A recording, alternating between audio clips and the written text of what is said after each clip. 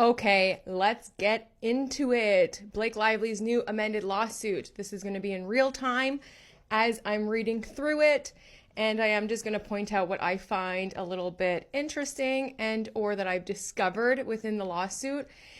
Now, already I can tell you that there isn't a lot of evidence, there isn't a lot of proof. However, this being just the claim, you don't necessarily have to put all of your evidence into a claim. You just have to state why you are making the claim. The evidence does usually come as discoverables in the discovery process.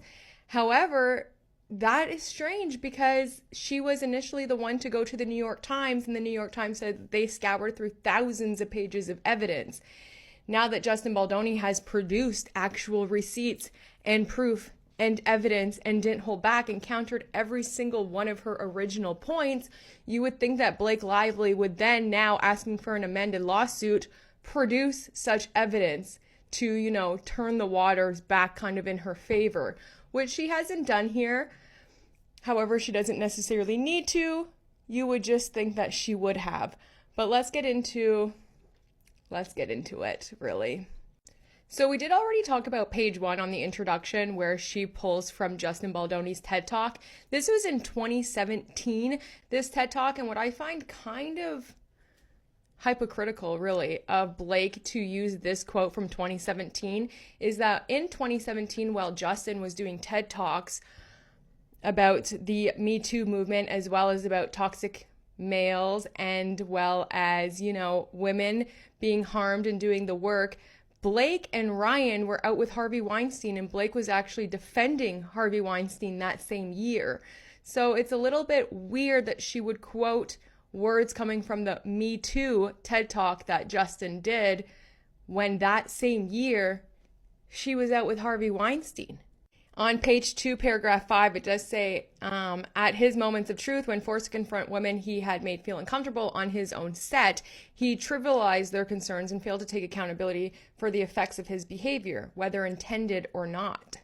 And when faced with the predictable consequences of having created a toxic set, namely, the cast did not want to appear alongside in public, rather than holding himself accountable. Mr. Baldoni hid behind his billionaire friend and retained publicist, crisis management, I find this extremely interesting because Blake is claiming that they filed complaints a year before the movie was edited, and she was with him, during all of it. And there was cast that were with Justin before the premiere. And also in December, one of the cast members actually presented him with his award. So that already to me seems a little strange. And I'm not going to lie here, just reading through this, it does seem just to be a little strange because she's saying that he created a smear campaign against her during the press tour about complaints that she made a year and a half before.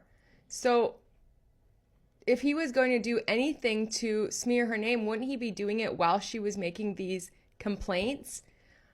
Why would he wait a year and a half after while the movie is on a tour and being released? It just doesn't make sense. And by Justin's own receipts and emails during the press tour, he was actively trying to get Blake to change her tone, change her message. There's emails with Sony and with Blake's team actively trying to get her to turn it around, and it's just so weird, but I'm going to keep reading. On page 3, paragraph 7, it says, Miss Lively brought this lawsuit because she was one of the women or two that Mr. Baldoni 1,000,000% made uncomfortable.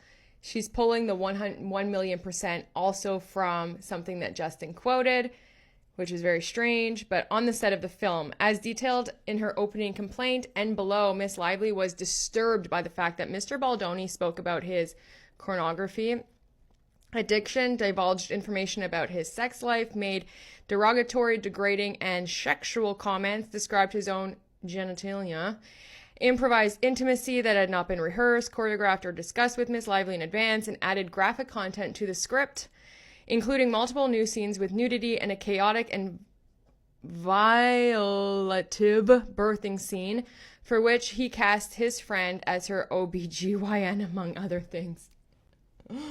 But your sister was cast, right? How'd she get that part, Blake? Huh?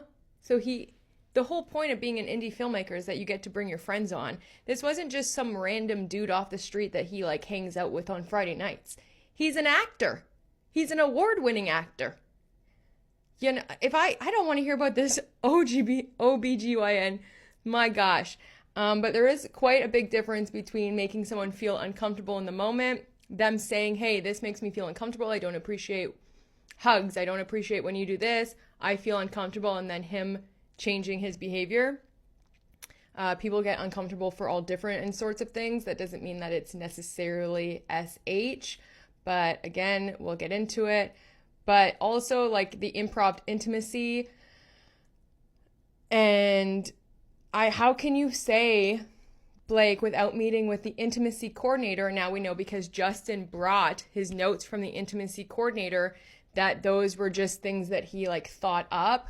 You didn't meet with the intimacy coordinator. You also didn't sign your nudity writer. The nudity writer is your chance to say what you are comfortable with and what your boundaries are. So, I mean, yeah, it's kind of strange. It also states, but Miss Lively was not the only one who was uncomfortable on set, and Mr. Baldoni and Wayfarer knew it. After Mr. Baldoni learned that he had caused Miss Lively and others to feel uncomfortable, he turned his TED Talk and feminist advocacy on its head. He did not hold himself and other men accountable or take his own advice to be confident enough to hold their anguish and actually believe them. The way she's like using and twisting his words from TED Talks from like years ago is very strange, but I guess because we've pulled all of Blake's past, she's pulling from Justin's past, I suppose. But it's very interesting, this part. He did not hold himself and other men accountable or take his own advice to be confident enough to hold their anguish and actually believe them, but instead used a louder voice to silence Miss Lively and anyone else who might speak up. That louder voice, amplified by publicists, crisis management, digital media teams, and lawyers, has sought to mislead the public and believing that Miss Lively did not experience SH by portraying her as a powerful bully who fabricated claims of misconduct in order to seize control of Mr. Baldoni's movie. The narrative is false and nonsensical on its own terms, completely at odds with Mr. Baldoni's confession to his crisis manager on August 30th. Okay, so we all know now that he only got his crisis management team in August. You're saying that you filed complaints a year before the movie even went into editing. So we're talking about spring of 2023. He only retained Melissa Nathan in, I think, July or August of 2024. So that doesn't make sense. That doesn't add up. And Blake, I don't believe that anyone has a more louder voice than you when you want to use it. Show me a time where you didn't speak up for what you wanted. I already talked about this, but I thought it was very interesting in case you didn't see my last video. You know, it does say that on May 24th, 2023, Blake was talking to a friend who is also a friend of Justin and Jamie Heath, as well as hers, which we all tend to believe must be Liz Plank at that time. But what she says in these texts make her look like not good. It's not great for you. You're calling them creeps. You're referring to the nudity as like disgusting. You're calling them clowns. You're saying it's shocking. And then a few days before filming happened, you were texting another co-star about how uncomfortable you were on set. You're a producer. You're supposed to be a leader.